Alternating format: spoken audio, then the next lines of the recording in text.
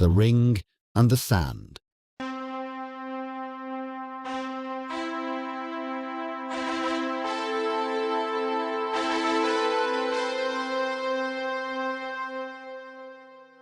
The smell of bread, olive oil, and wood smoke always filled the narrow home of the Aureli in the Subura district of Rome. It was a modest life, but to Gaius and his wife Marcia, it was a blessed one.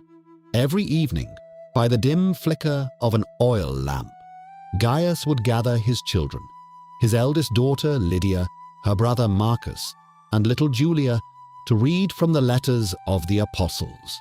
They prayed in whispers, careful that the neighbors beyond the thin plaster walls did not hear. For Lydia, those whispers felt less like holy devotion and more like a slow, stifling sentence. While her family found peace in their hidden faith, Lydia looked out the window at the marble porticos of the Palatine Hill. She saw Roman women draped in fine Tyrian purple, adorned with gold bangles, moving through the streets with the effortless confidence of those who owned the world. Lydia did not want to hide in dark basements. She did not want to be mocked, looked down upon, or live in constant fear of a midnight raid by the Praetorian Guard. She wanted safety. She wanted to belong. When Marcus, a wealthy and ambitious Roman tribune, began to notice Lydia at the local market, she saw her doorway out. Marcus was charmed by her beauty and quiet dignity. Lydia was captivated by the promise of his protection and status. When Lydia announced her intention to marry Marcus and abandon the Christian assembly, her father wept. "Lydia," Gaius pleaded gently, his hands worn from years of hard labor. "The splendor of Rome is built on dust, and to dust it will return. Do not trade what is eternal for what fades in an afternoon." "I am tired of hiding, Father," Lydia replied, her voice cold with resolve. "I want to live." She left that night.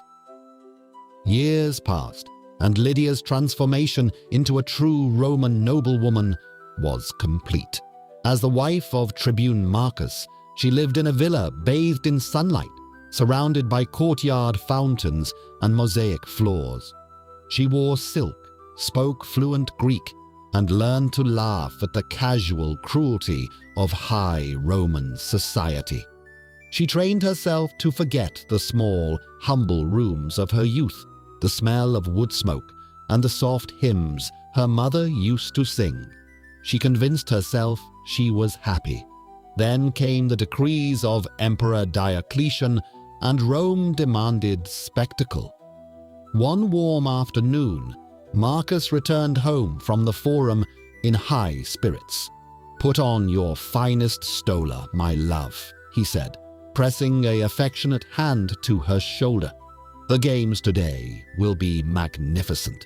The emperor himself will be present, and the magistrates have promised a grand display in the Flavian amphitheater."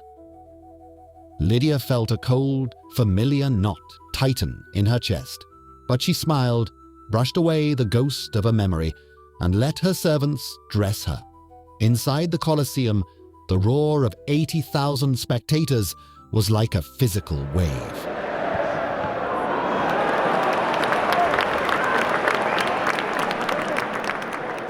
The sun beat down on the vast awning above, and the air smelled of sweat, hot sand, and wild animals. Marcus escorted Lydia to their reserved seats near the front of the senatorial tier, proud to show off his exquisite wife.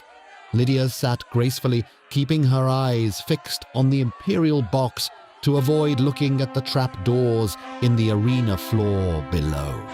Trumpets blared, signaling the main event of the day. The crowds cheered as the heavy iron gates at the far end of the arena creaked open.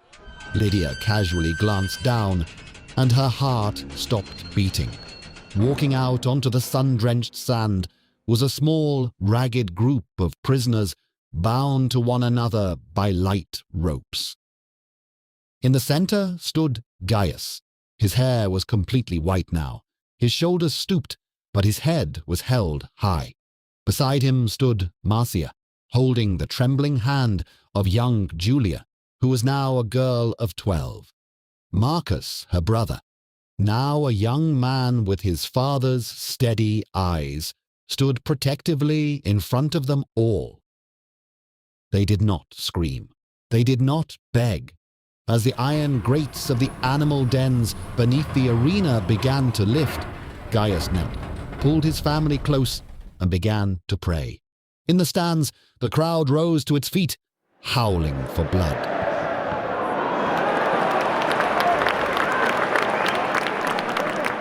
Beside Lydia, her husband cheered, clapping his hands in delight. "Look at them," Marcus laughed. "Foolish fanatics." Lydia could not breathe. The marble beneath her feet seemed to tilt. She stared down at her mother's pale face, at her little sister's tear-stained cheeks, and at her father's lips, moving in the very same prayers he had prayed over her as a child. All the years of silk, luxury, and safety melted away in a single, terrifying instant. She saw her life for what it was, a beautiful cage built on betrayal. She looked at the husband beside her, a stranger who cheered for the destruction of everything that was pure, and then down at the family who had loved her through her quiet departure. The iron doors raised fully. The low guttural roars of hungry lions echoed off the stone walls. "Lydia," Marcus turned, catching the look of horror on her face. "What is wrong? Are you ill?" Lydia did not answer him.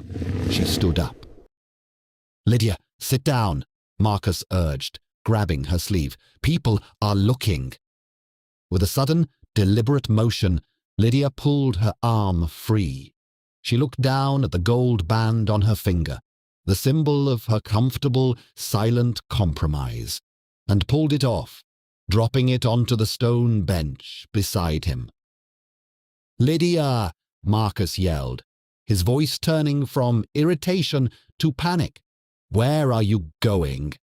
Ignoring the shouts of her husband and the confused glares of the surrounding patricians, Lydia moved down the stone stairs. She did not run out toward the exits. She walked straight down to the low wall that separated the crowd from the sand.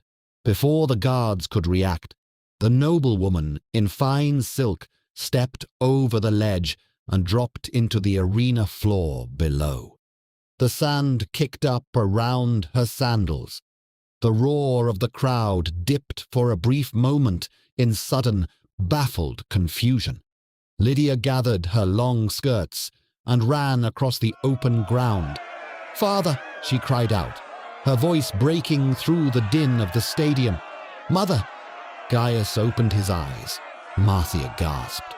For a moment, the condemned family looked at her not as a Roman stranger, but as the daughter who had come home. Lydia threw herself into her father's arms, weeping violently as she buried her face in his ragged tunic. "Forgive me," she sobbed. "Oh God, forgive me. I want to be with you." Gaius wrapped his arms tightly around his eldest daughter, tears streaming down his weathered cheeks, and kissed her forehead. "You are home, my child," he whispered softly over the sound of approaching paws. "You are home." Little Julia reached out and held Lydia's hand, and together, surrounded by the shadows of the beasts, the family stood united on the sand, waiting for the dawn.